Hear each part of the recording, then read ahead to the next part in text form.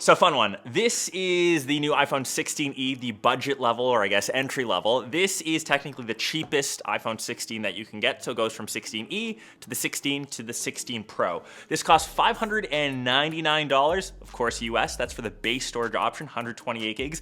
If you're shopped it anywhere else in the world like we are in Canada, the exchange rate is just terrible. $899. That is so expensive for an entry-level phone. And then when you look at the higher storage options like this one, this is $512. You're paying like $900. That's like $899 US, which turns to like $1,349, obviously plus tax in Canadian peso money. So that is obviously very pricey. So this is replacing the older gen. This is the 4th gen iPhone SE, RIP to the home button. So this had the last home button.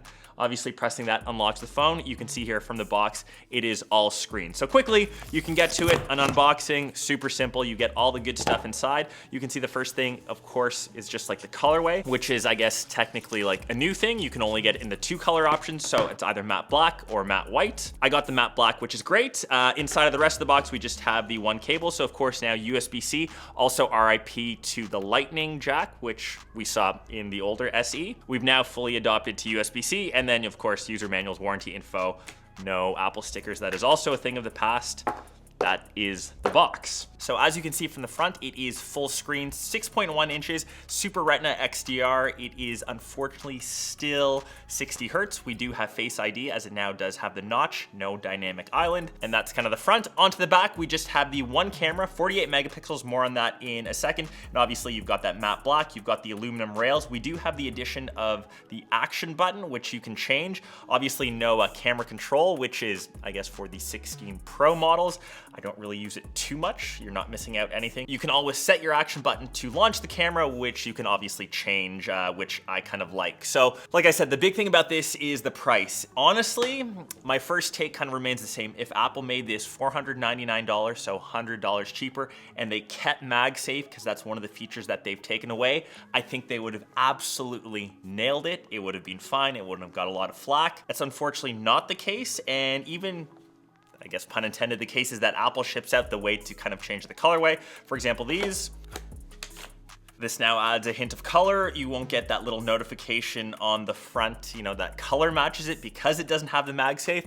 Apple can make so much money on accessories. Like they charge, you know, $50, $60 for a piece of like silicone, for a piece of rubber. The fact that this doesn't have MagSafe now, I can't interact with like any of those accessories. If you want, you can just grab one, say for example, from ESR. They always sponsor the channel. They've got cases with MagSafe built in. So the case itself has magnets. And of course, to keep your screen protected, because this does have ceramic shield, but they still scratch. Huge missed opportunity in my opinion, but that is what it is. So you don't have MagSafe. The next thing that they've added to this is the A18 chip, which is shared across now every iPhone that you can get. So for example, you've got the 16e, it's in the standard 16, and in the 16 Pro Max, you've got the A18 Pro. And when you kind of take a look at this lineup now, this kind of makes a lot of sense like visually. So you've got the 1 camera, the 2 cameras on the 16, and of course the 3 cameras on the Pro. So I think as like a visual entryway, if you're going to say like the Apple Store for the first time, I'll use like my dad as an example, he'd be a primary person to buy this. He'd be like, oh, I need this entry-level phone. It's the cheapest option. This makes sense to me. I'd counter that since I'm usually like the IT tech support person in the family, and I would say, Dad, before you buy that, look for like a previous gen that you could probably get on a discount. If you looked at say like the iPhone 15, 14 Pro, you could probably get it at the same price. But what I kind of see Apple doing here is in the future, they'll set this as like their standard like base $599, and I can almost guarantee when the iPhone 17 comes out, that will be more expensive than this.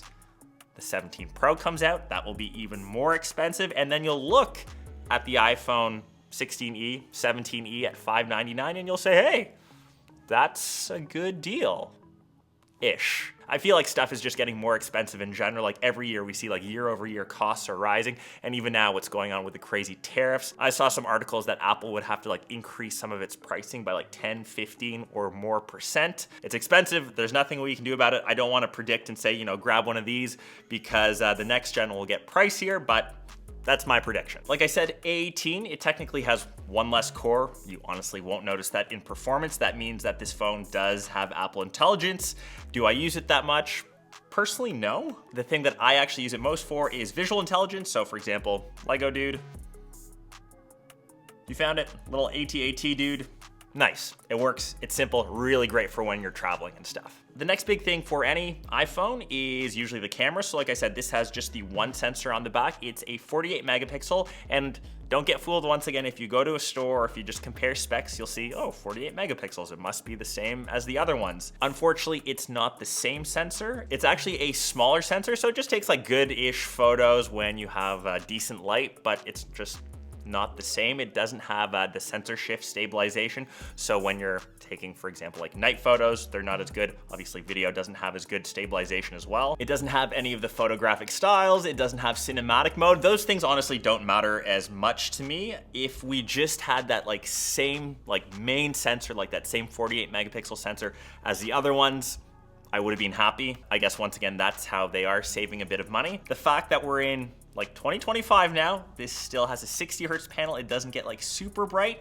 And I know that, say my dad, who would maybe buy this phone, he wouldn't honestly care. The fact that it's, you know, just a bit more expensive, that's definitely something to consider. But I would say like on the flip side, this has close to like a 4,000 milliamp hour battery. This actually has better battery life than the standard 16 Pro, which I guess to him and to a lot of people, battery is better than say how quick a screen is. The last big thing about this phone is the new C1 chip. So it's Apple's new like in-house built modem. RIP to Qualcomm, who built the previous ones. I definitely saw that one coming, as Apple tends to build a lot of their stuff in-house. It's part of their like full stack, like Apple Silicon, like say like M1 in the MacBooks, A18 chips in the iPhones. It makes sense. And the fact that it is now so battery efficient, I can only see that getting better, and they're introducing it for the first time in the 16E. Expect to see that moving forward in the 17 Pro lineup. So all in all, that's what's new about the iPhone 16E. Who is this device for? Dad, I'm still thinking about you.